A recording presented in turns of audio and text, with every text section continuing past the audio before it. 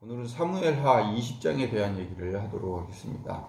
세바가 처음에 등장합니다. 세바는 어떤 인물이냐면 앞에 19장에서 나와 있던 것처럼 압살롬과 다윗의 싸움에서 결국은 압살롬이 죽고 다윗이 왕궁으로 돌아갑니다. 왕궁으로 돌아갔을 때 이스라엘 백성들이 다윗을 따라야 되는데 유다 지파만 다윗을 따라갔고 이스라엘의 나머지 10지파는 다윗을 따라가지 않고 세바라고 하는 이 인물이 야 다윗 편에는 우리의 몫이 없어, 그러니까 우리끼리 놀자라고 해서 따로 떨어져 나갔어요. 그게 이제 사무엘하 19장까지의 얘기입니다. 세바가 다윗을 떠난 것은 유대 사람들이 강경한 발언 때문이었다라고도 19장 마지막 절에 얘기가 나옵니다. 근데 세바의 말에 우리가 집중해 보면 세바가 몫이 없다는 표현을 썼습니다. 우리에게는 다윗으로부터의 몫이 없다. 우린 인간관계에서 꼭 내 몫을 찾게 됩니다. 나에게 해가 되는지 이익이었는지 시대적인 이 흐름도 대세도 어찌 돌아가는지 지금 모르고 있는 게 세바예요. 지금 압살롬과 다윗의 싸움에서 다윗이 승리를 했어요. 그럼 다윗이 당연히 이스라엘 전체를 지배하고 다시 옛날처럼 돌아갈 거라는 사실이 대세이고 시대적인 흐름이라는 것을 알고 있음에도 세바는 단순히 뭐가 목적이죠? 내 몫에 모든 관심이 집중되어 있어요. 그래서 이스라엘 백성들에게 야 다윗과 놀지 말고 우리끼리 나라를 만들자라고 했습니다. 거기에 이 이스라엘 백성들도 같이 그 세바의 말을 듣고 따라갔다는 얘기죠. 우린 좀 이기심에서 좀 탈출할 때가 되었습니다. 출애굽이라고 하는 거는요, 출애굽이 어떤 신앙적인 의미가 있냐면 태양신이라고 하는 최대를 지향하는 사회였어요. 그 당시 고대 근동사회에 전 세계적으로 가장 힘이 있는 나라가 이집트였고, 거기서 노예로 있었던 그 시대에 애굽은 최고를 지향하는 스핑크스와 피라미드를 만들었던 그런 사회예요. 거기서부터 아무것도 없는 광야, 물마저 끊길 수밖에 없는 곳으로 내보내심이에요, 출애굽은. 대신에 서로를 볼 수 있는 세상으로 보낸 거죠.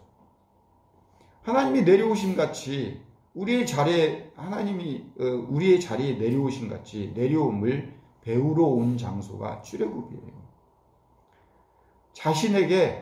자신에서 타인으로 오름에서 구별로 옮기는 싸움을 하는 것이 출애굽이에요. 거룩이라는 말은요, 신령함을 배우는 것이 거룩이 아닙니다. 세상과 다름을 배우는 것이 거룩입니다. 거룩이라는 말과 같은 뜻은 제가 여러 번 말씀드렸죠. 다름, 구별됨이라는 뜻이죠. 그럼 세상과 구별됨이 어떤 것이에요? 680여 가지의 그 계명 중에서 물고기 비닐 있는 건 먹지 말고 굽이 있는 것은 먹지 말고, 왜 그래요? 왜? 그거를 먹으면은 몸에 어떤 문제가 생기고, 돼지고기를 먹으면 사막에서 무슨 이상적인 그 증상이 있어서 그렇다? 절대 그렇지 않아요. 돼지고기가 얼마나 맛있는데요. 먹지 말라고 했어요. 구별됨이에요. 맛있는 것을 절제함을 통해서 다르다는 것을 배우는 거예요. 옳음을 배우는 것이 아니라.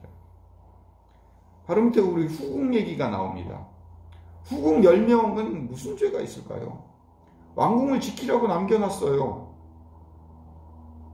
그 후궁에게 칼을 주었습니까? 총을 주었습니까? 힘이 있어서 궁을 지킬 수 있었겠어요? 더군다나 압살롬이 왕이 된 자리에서 후궁을 남겨놨다는 얘기는 고양이한테 생선을 맡긴 거죠. 어쩌라고요? 더군다나 또 나단 선지자가 어떤 예언을 했죠? 대낮에 다윗의 처들이 모든 사람 앞에서 욕보일 것이라는 예언을 했는데도 다윗은 그것을 개무시를 했어요. 그리고 후궁을 남겨놨다니까요. 사무엘하 12장에 여호와께서 또 이와 같이 이르시되 보라 내가 너와 내 집에 재앙을 일으키고 내가 내 눈앞에서 내 아내를 빼앗아 내 이웃들에게 주리니 그 사람들이 내 아내들과 더불어 백주에 동침하리라. 분명히 나단 선지자가 이런 얘기를 했어요. 그런데도 왜 후궁을 지키라고 보냈을까요?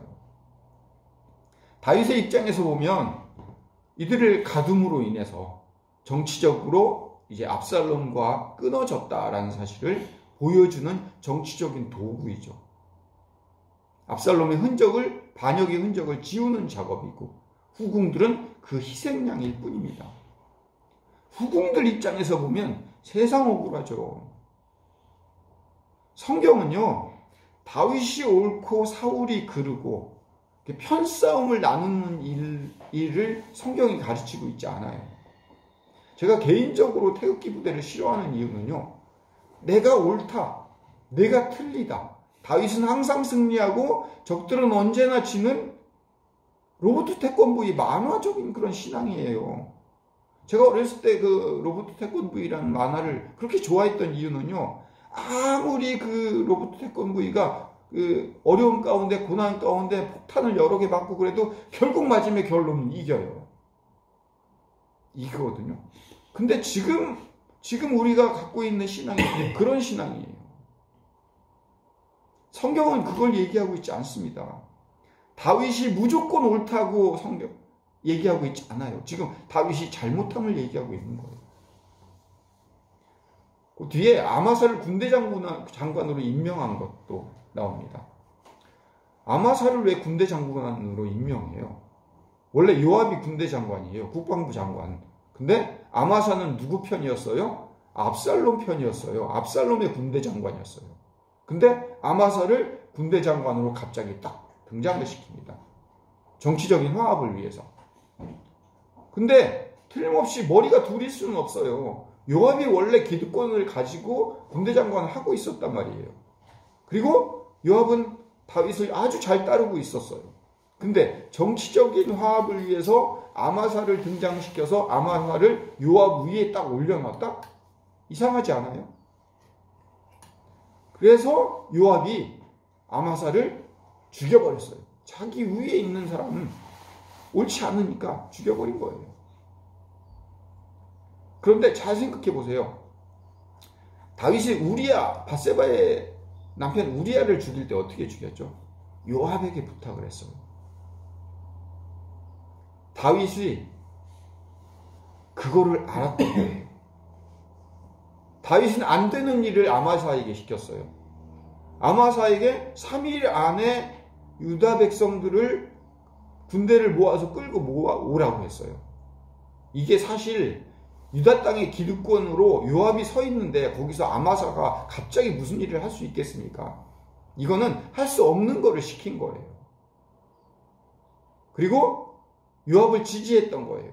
할 수 없는 일을 하고 돌아온 아마사에게 슬쩍 요압에게 넘긴 거죠. 마치 누가 다윗이 우리아를 죽일 때 요압에게 슬쩍 떠넘겼죠. 당연한 것처럼 죽이듯이. 이렇게 한 번씩 요압과 다윗이 서로 주고받은 거예요. 다윗이 무조건 옳고 왜 그렇게 설교하는 거 아니에요.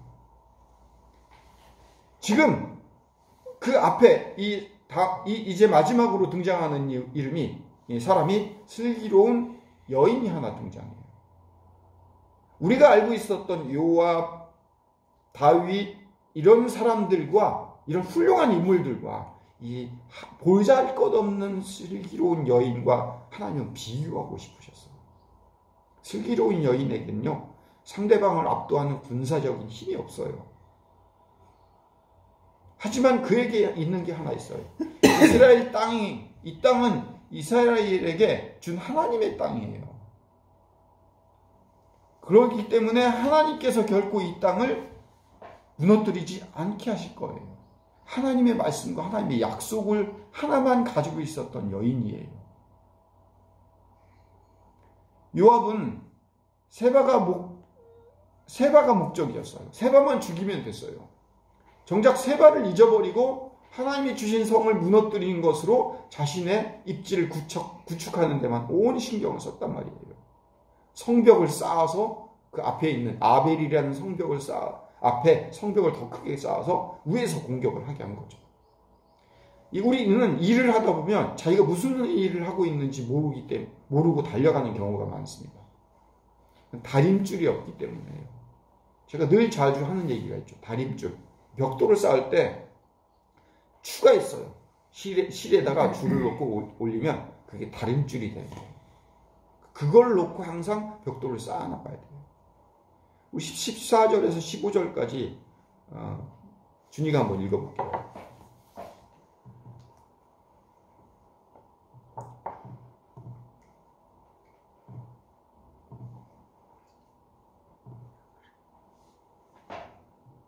요압이 이스라엘 모든 지파 가운데 주를 행하여 아벨과 벳마아가와 베림 온 땅 이르니 그 무리도 다 모여 저를 따르더라. 이에 저희가 벳마아가 아벨로 가서 세바를 에우고 그 성읍을 향하여 해자 언덕 위에 토성을 쌓고 요압과 함께한 모든 백성이 성벽을 쳐서 헐고자 하더니 그 성에서 지혜로운 여인 하나가 외쳐 가로되 들을지어다 들을지어다. 청컨대 너희는 요압에게 이르기를 이리로 가까이 오라 내가 내게 말하려 하노라 한다 하라. 거기까지요.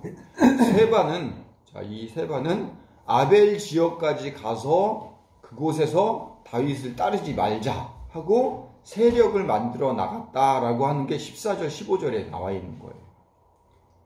거기에 18절에 슬기로운 여인은 아벨에 가서 물을 것이다 라는 말을 씁니다. 아벨에 가서 물을 것이다. 이 말이 뭐예요? 이게 그 히브리어로 관용어처럼 사용되는 말이에요. 아벨 지역에는요 굉장히 옛날부터 지혜로운 사람들이 많았다고 하는 얘기예요. 그래서 무슨 일이든지 아벨 지역에 가서 물어보면 지혜 있는 그런 말들을 얻고 그 지혜를 가지고 행동을 하면은 모든 일들이 잘 해결된다라는 그런 관용어가 생길 만큼 아벨 지역에는 지혜 있는 사람들이 많았다는 얘기예요. 세바의 목만 베어서 요압에게 주고 문제를 해결을 했다는 결론이 있지만 아벨 지역이 결코 지혜 있는 사람들이 모여 살고 있는 그런 사람들이라는 관용구가 있을 만큼 자부심을 가지고 있던 장소였지만 세바를 받아들였어요. 그리고 다윗에게서 떨어져 나가서 다윗과 다른 편이 되려고 했어요. 지혜 있는 행동이었어요? 아니잖아요. 다윗에게 대해서 반발을 일으키고 동조하는 땅이기 때문에 결코 지혜 있는 사람들이라고 할 수 없어요. 단 여기서 무슨 얘기를 하고 싶냐, 뭘 강조하고 싶냐면 지혜 있는 여인이 아니면 전부 죽어도 마땅한 행동을 했던 사람들이에요. 왜? 아벨 지역이 그렇게 지혜 있다고 자랑하면서 사실은 지혜 없는 행동들을 하고 있었던 거예요. 우리가 처해 있는 상황에서 우리는 세바 같은 사람들에 의해 충분히 휘둘릴 수 있는 사람들이에요. 조상 때부터 지혜로운 결정으로 유명했던 그 지역에서 자부심으로 가득한 땅이었습니다. 하지만 그 아벨의 결정은 성 하나가 없어지기에 충분한 결정들을 했어요. 그럼에도 한 지혜 있는 한 여인의 지혜가 살려낸 거죠. 지혜라기보다는 믿음에 가까운 행동이었죠. 하나님께서 가나안 땅을 주신 원래의 약속을 기억하고 그 약속을 요압에게 상기시켜줬던 거예요. 이 여인에게는 기준과 다림줄이 있었어요. 하나님께서 우리에게 애초에 약속했던 기억을 한번 살펴봅시다. 우리를 지으시고 불러서 약속하신 믿음이라는 구원을 허락하셨어요. 우리는 그 기준을 두고 살아가야 됩니다. 어떤 결정을 내리고 살든지 어떤 상황 속에서 살든지 하나님의 기준이 무엇인지를 알고 지금 왜 이와 같은 상황이 펼쳐지고 있는지를 생각해 봐야 합니다. 만화 영화처럼 다윗 편이 잘하고 있지 편이다. 사울 편이다. 사울은 나쁜 편, 다윗은 잘하는 편. 다윗 편이 잘하고 있지 않다. 누구도 옳은 길로 가지고 있지 않다. 그걸 결정한 것은 하나님의 약속입니다. 하나님께서 어떻게 일하고 가시는지를 볼 수 있는 지혜로운 눈이 있어야 합니다. 이단에는 두 가지 종류의 이단이 있어요. 종말이 어차피 가까이 올 거니까 빨리 오게 하자. 그래서 집단 자살이나 사회적인 혼란을 부추기는 태도를 하는 이단들이 있어요. 신천지도 이번에 코로나 사태 때문에 각 교회에 가서 퍼뜨리자. 그래서 신천지가 코로나와 연관되었다는 사실을 그냥 물타기를 하자. 거기에 더 큰 목적은 뭐예요? 빨리 어차피 종말이 가까워 올 거니까 14만 4천만 만들어 놔서 지금 10만 몇천 명 만들어 놨대요. 그러니까 4만 명만 더 모아 놓으면 하나님이 딱 우리를 데려갈 거다. 1998년도인가 언제 그 휴거 사태 있었잖아요. 그런 종류의 이단들인 거예요. 또 다른 이단파가 있습니다. 열심히 기도해서 세상을 변화시키자. 그래서 잘 살자. 우리가 기도하고 열심히 기도할수록 세상은 변하고 세상은 안전하고 아름다운 세상으로 만들어져 나갈 거야. 종말을 믿지 않는 태도인 거예요. 물론 정신적으로 언젠간 종말이 있기는 하지만 그거는 아주 나중에 이기고 우리는 기도하면 할수록 세상은 아름다워지는 세상이 된다. 이렇게 생각하는 거. 이것도 이단이에요. 역사적으로. 하나님의 기준 없이 자신들의 고집으로만 살아가는 그것이 바로 이단 아닙니까? 우리는 어떤 존재예요? 하나님은 시작을 만드시고 끝을 만드신 분이에요. 세상은요, 우리가 기도하고 그렇지 않음과 상관없이 세상은 악으로 가게 하나님이 만들어 놓은 거예요. 거기에 하나님께서 우리를 부르셨어요. 연극무대의 배우로. 세상 앞에 다윗도 세바도 요압도 아바사도 누가 잘했고 잘못했고의 문제가 아니라 요압이 군대 장관이 되었다고 요압이 잘했다고 요압이 나중에 이제 군대 장관이 다시 되었다. 그러니까 요압이 잘한 거예요? 그게 아니란 얘기예요. 우리를 연극무대의 주인공으로 쓰셔서 우리를 힘이 없지만 지혜로운 여인으로 쓰느냐 아니면 우리의 몫을 챙겨내는 세바로 쓰느냐. 군대 장관이라고 하는 그 이름을 위해서 자기 친족까지 죽이는 요압이 됐느냐. 정치적인 것을 위해서 다윗처럼 후궁들과 억울한 사람들을 만들어내느냐. 그거는 각자 자기의 무대에서 어떤 배우로서의 역할을 해야 할지 우리가 결정해내야 된다는 거죠. 신천지가 천주교인은 절대 전도를 안 한다는 얘기가 있어요. 왜 그러냐면 천주교는 신부의 생활비가 공무원처럼 이제 교황청에서 나오고 교회 성장에 대한 교회적인 부담이 전혀 없어요. 1명이 나오든 10명이 나오든 1000명이 나오든지 어차피 신부와 수녀한테는 교황청에서 돈이 나오고 그거를 천주교를 운영하는 비용도 다 나오게 돼 있습니다. 그러니까 성도들은 1,000원씩만 헌금을 해요. 항상.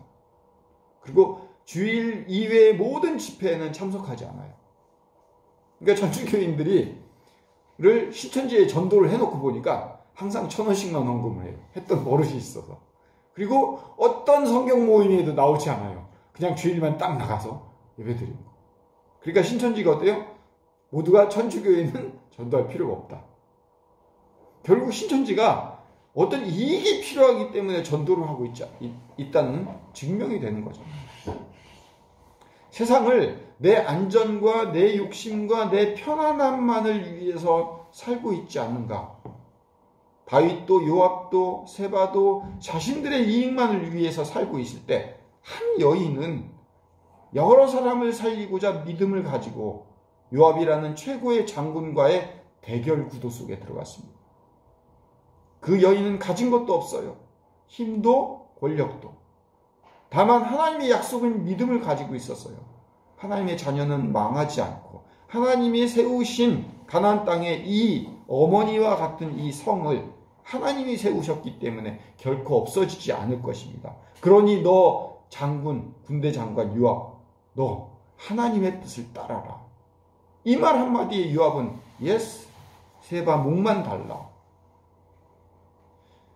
코로나가 위험하고, 맞아요.